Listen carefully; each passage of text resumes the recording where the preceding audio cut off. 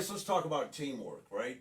So, this is one of those dichotomies in the car business because we're a team, but everything's tracked individual, isn't it? So, like, I wrestled and the team could win and you could lose, or vice versa. You could have a terrible team and be 16-0, right? Right. So, there's both components working.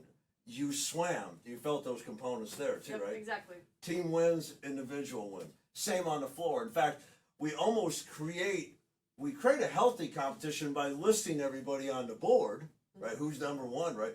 And that drives performance. It really does. We also inadvertently probably create some unhealthy thinking and habits by doing that, right? What we call a scarcity mentality. If Grace sells one and I don't, right? I'm almost hoping you don't sell so I can win. Right. That's unhealthy competition. It's natural that it creeps in. So anyway, some things occur on the floor then that shouldn't occur. Now here's another part of that. Isn't it weird how salesmen always band together to defend each other against any outside force, whether it be a manager or a customer or any, right? True or false? Oh yeah. But how quick do they stab each other in the back sometimes, right? They get a lead and they pull it up. It's in somebody else's name. They almost look for every reason not to turn, right? Yeah.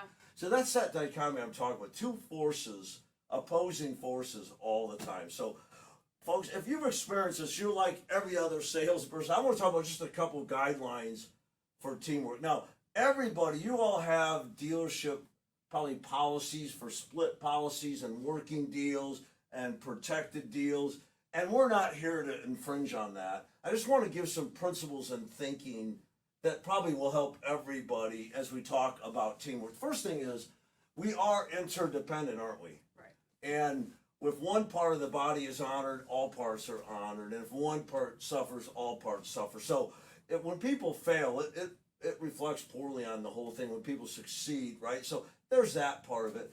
There's a personal, but for me, the personal drive is to be so effective I'm a benefit to others. That doesn't just mean outside customers, it means internal customers, Yeah. service, and other salespeople. Right? I'm always looking for ways that I can help other people win. In fact, some of my biggest highs come from watching other people win, not from winning myself. Isn't that kind of normal? Absolutely. We ask people in here, do they feel better serving or being served? Everybody says serving. We're made that way. We feel good about ourselves. So there's that component to being a teammate that really comes back to you, doesn't it? Right? You reap what you sow. You do good to others, you feel good about it anyway. So, but there's some real practical things that we can do. One of the things I like to do is find a partner that can handle my customers on the day I'm off. And I can handle theirs when they're off. That way, we don't have to worry about anything being lost or any weird splitting situations, right? Develop a relationship with someone who's off the day or not. People you trust to serve your customer the way they'd serve their own, right? Yeah. And so that's one thing. The other thing is we remember that every one of these guests are the dealer's guests. They're not really ours. They're secondary ours. And so regardless who the customer is, I like to have a partner, but no matter who the customer asks for, if they're not here, I'm going to serve them with excellence. That's what I've been hired to do by that dealer, even if I'm not being paid for it. I have a team member and I'm a partner with that dealer. He's hired me and it's his customer. Does that make sense? Yeah. And then of course there's realistic expectations. Grace, if you're off and a customer comes and asks for you, right? And you're off, I say, I'm Grace's partner. Maybe I'm not your partner. I'm just somebody. Hey, I can help you. How can I help you today? And I take the customer and I help them find a car and I test drive the car and I praise the car. I'm taking a split. I earned it. I'm taking that split and you shouldn't feel bad about that. But if the customer comes in and says, hey, I gave Grace a deposit yesterday. I'm here to pick it up. Or I looked at the car yesterday. I called Grace, told her I want it. We're here to buy it. And all I do is the paperwork. I'm not taking a split for that. You see, a lot of times people are taking splits when they only assist. Right. They don't contribute. So that's really, for me, the line. Am I assisting or am I contributing? Right? Yeah. And assisting, I guess, is contributing. What I mean assist, am I doing paperwork and mechanical stuff, or was I the one that helped the buyer say yes? That's what I mean by contribute. So I think sometimes we need fairer guidelines on that. Would you agree? Definitely. It's almost impossible to do. It's almost impossible to mandate fairness, isn't it? It's really individual. We need to walk with integrity and that character, and that's one of those things. Now, there's customers who come in who bought a car 3 years ago. They don't ask for anybody, and we pull it up and we see the salesman still here. They didn't ask for. Now that's a store decision. What I did with that is if there's regimented follow-up in the system, that salesman was protected. But if that salesman sold them and didn't follow up with them and the customer didn't ask for them, a customer's yours when they think you're yours. If you follow up with them, people come in and ask for you. We got salesmen out there selling people and their kids and their neighbor's car. They come in and do what? Ask for them.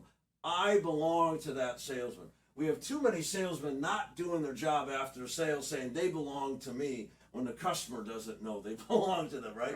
But that's a store policy thing. But I think overall, I think most people would agree with that we need to not just sell them a car, but follow up with them. It's about same with the dealership. We got to earn their business over and over. Yeah, Does that make sense? Okay. Definitely. So if you're out there and you're thinking, you know, how come sometimes things on the showroom floor are tense or too competitive or combative? Maybe it's because we haven't had a discussion about what does good teamwork look like. Maybe this video will serve you, and maybe it will spur you guys to come up and write some guidelines for when a split is important or when a customer is your customer versus your. We can't dictate that as automotive sales coach. All we can tell you is I believe what we put out there comes back to us. You reap what you sow. And I'm always trying to deliver excellence to whoever customer there is, because I know I want somebody handling my customer to deliver excellence to my customer when I'm not around. Make sense? Yeah. All right. We hope this helps with the teamwork talk. We really encourage you guys get together, come up with some guidelines you guys can agree on, and listen, before you freak out, listen to the other person. A lot of times there's misunderstandings that come from poor communication, and let's not shoot first and ask questions later. Let's seek to understand first, then to be understood. Good selling.